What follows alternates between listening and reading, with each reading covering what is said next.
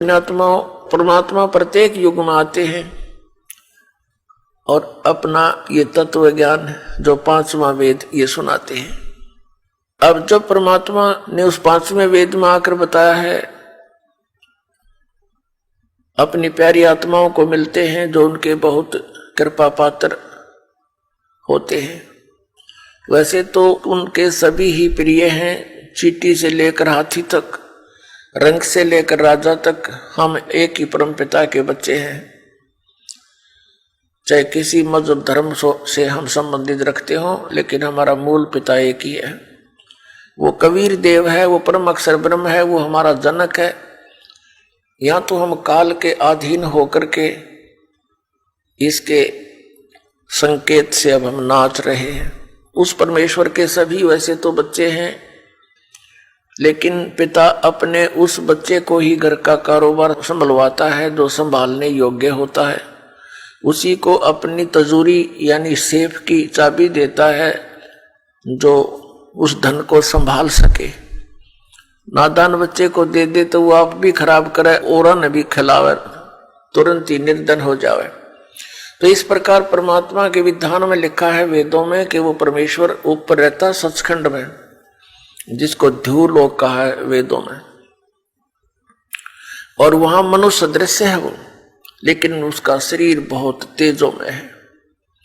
वहां से जब नीचे आता है तो अपने रूप को सरल कर लेता है, हल्का तेज पुंज का बना लेता है, और वहां सह शरीर आता है और नीचे अपनी अच्छी आत्माओं को मिलता है। ये पांचवा वेद वाला ज्ञान उनको सुनाता है। उनमें से कौन कौन है जो दास को अब कलियुग के अंदर पता है कि किन किन को परमात्मा अपने विधान अनुसार मिले। आदरणीय धर्मदास साहिब जी बांधवगढ़ वाले, आदरणीय मलुकदास साहिब जी, आदरणीय दादू साहिब जी, आदरणीय नानक साहिब जी जो सिख धर्म के प्रवर्तक माने जाते हैं, आदरणीय गरीबदास साहिब जी गांव छुडानी जिला झज्जर हरियाणा वाले, आदरणीय गीसा दास साहिब जी गांव खेखड़ा उत्तर प्रदेश जिला मेरठ। इन पुण्यात्माओं को परमात्मा आकर मिले। ऋग्वेद मंडल नंबर 9 सूक्त 86 के मंत्र 26 और 27 में, ऋग्वेद मंडल नंबर 9 सूक्त 82 के मंत्र 1, 2, 3 में, और भी बहुत से मंत्र हैं। ऋग्वेद मंडल नंबर 9 सूक्त 96 के 16 से 20 में, ऋग्वेद मंडल नंबर 9 सूक्त 94 यानी 94 के मंत्र 1 में, ऋग्वेद मंडल नंबर 9 सूक्त 20 मंत्र 1 में, ऋग्वेद मंडल नंबर 9 सूक्त 1 मंत्र 8 और 9 में, और भी अनेकों स्थानों पर। यह प्रमाण है कि वो परमात्मा सतलोक से चलकर आते हैं, अपनी अच्छी आत्माओं को, श्रेष्ठ आत्माओं को मिलते हैं जो दृढ़ भक्त होते हैं, और ऐसे उनको प्राप्त होते हैं जैसे आकाशीय बिजली, आकाशीय विद्युत अपने स्नेह वाले धातु को ही आधार बनाकर उसके ऊपर गिरती है।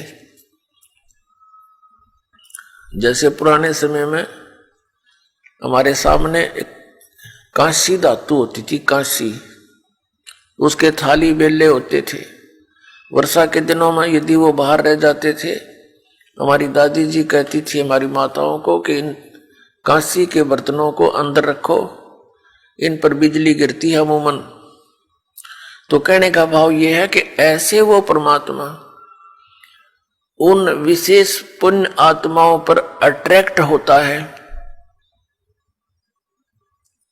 किस लिए कि वो मेरा काम कर सकते हैं। बाकी तो बालक है, वो इस धन को खराब कर सकते हैं। इसलिए उन पुण्यात्माओं को इस कलयुग में आकर मिले। वैसे तो परमात्मा अपनी प्यारी आत्माओं को बहुतों को मिले हैं, लेकिन उनको वो धन दिया नहीं। मिले अवश्य हैं कि उनकी दृढ़ता ना पाने से उनको वो धन दिया नहीं जो इन पुण्यात्माओं को दिया। अब प्रसंग है कि हम इस बहुत ही गंदे लोक में रह रहे हैं। और यहां का स्वामी है ये काल भगवान, ज्योति स्वरूपी निरंजन, जिसको सरपुरुष कहते हैं। और इसके 3 पुत्र हैं, रजगुण ब्रह्मा जी, सतगुण विष्णु जी, तमगुण शिव जी। और दुर्गा इनकी पत्नी है, ब्रह्मा विष्णु महेश की माता है। इस काल भगवान को श्राप लगा हुआ है 1 लाख मानव शरीरधारी प्राणियों का नित आहार करने का। पुण्यात्माओं, हम चतुर्गणे हो गए, एक थोड़ी सी शिक्षा प्राप्त करके छोटी मोटी कोई पोस्ट हमें प्राप्त हो जाती है और समय पर 2 रोटी ठीक प्राप्त हो रही है, तो हमने भगवान के मार्ग का ज्ञान नहीं रहा और ना इतनी आवश्यकता समझते, और हमने अभी तक जो सुना है वो अज्ञान भर रखा है। और ये तत्व ज्ञान जो प्रारंभ होता है, ये मन ना जाने कितने जो है ऑब्जेक्शन पैदा कर देता है। लेकिन परमात्मा के ज्ञान में इतना वजन है कि इन सब शंकाओं का वो समाधान कर देता है। लेकिन उसके लिए आप जी ने सत्संग सुनना पड़ेगा, चाहे ना चाहते हुए भी सुनना पड़ेगा, चाहे आपकी इच्छा हो चाहे ना हो, ये सुनना पड़ेगा। और फिर देखना